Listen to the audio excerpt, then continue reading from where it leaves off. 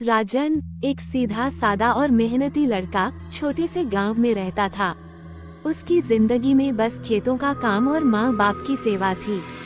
लेकिन एक दिन उसकी किस्मत बदल गई और वह एक ऐसी दुनिया में फंस गया जिससे निकलना असंभव था। पहली मुलाकात वह चांदनी रात थी। राजन अपने खेत से घर लौट रहा था जब उसने जंगल के किनारे एक सुंदर लड़की को अकेले खड़े देखा। लड़की का चेहरा चांद की तरह चमक रहा था और उसकी गहरी काली आंखें किसी रहस्य से भरी हुई थीं। तुम इतनी रात में यहाँ क्या कर रही हो? राजन ने पूछा। लड़की ने मुस्कुराते हुए कहा, मैं यहाँ राह देख रही थी, शायद तुम्हारी। मेरा नाम सुमन है। सुमन की आवाज में ऐसा जादू था कि राजन अपनी सुध बुध खो बैठा।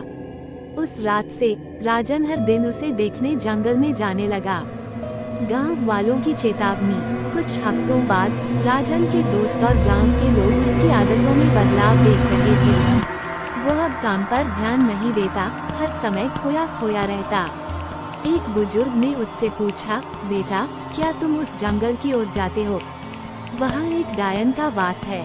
जो भी उसके करीब गया कभी वापस नहीं आया। राजन ने हंसकर कहा, आपकी कहानियाँ पुरानी हो चुकी हैं। वहाँ कोई डायन नहीं है, सुमन तो एक परी है। डायन का सच। एक दिन जब राजन सुमन से मिलने गया तो उसने उसे एक अजीब सी अवस्था में पाया। सुमन पेड़ों के बीच खड़ी थी, उसके पैरों के पास खून फैला हुआ था। उसके लंबे नाखून किसी जानवर के पंजों की तरह दिख रहे थे। तुम कौन हो? राजन ने कांपते हुए पूछा। सुमन ने अपनी हंसी के साथ कहा, मैं वही हूँ जिसे लोग डायन कहते हैं। लेकिन राजन, मैं तुमसे प्यार करती हूँ, मैं तुम्हें कुछ नहीं करूँगी।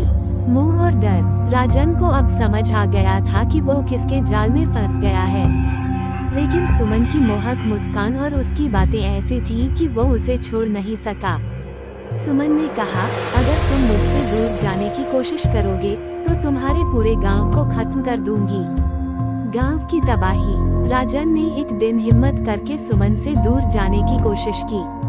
लेकिन उसी रात गांव में अजीब घटनाएं होने लगी। लोग एक एक कर गायब होने लगे, घरों में चीखें गूंजने लगी। राजन ने सुमन से मिलकर कहा, कृपया मेरे गांव को बख्श दो, मैं तुम्हारे साथ चलने के लिए तैयार हूँ।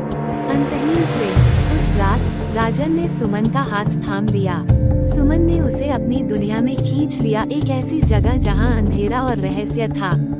गांव वाले कभी राजन को ढूंढ नहीं पाए, लेकिन जंगल में रात के समय लोग एक लड़की की हंसी और किसी लड़के की रोने की आवाज सुनते हैं।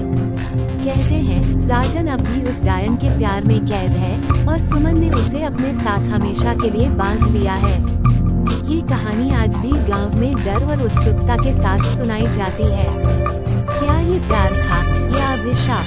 यह कोई नहीं जानता।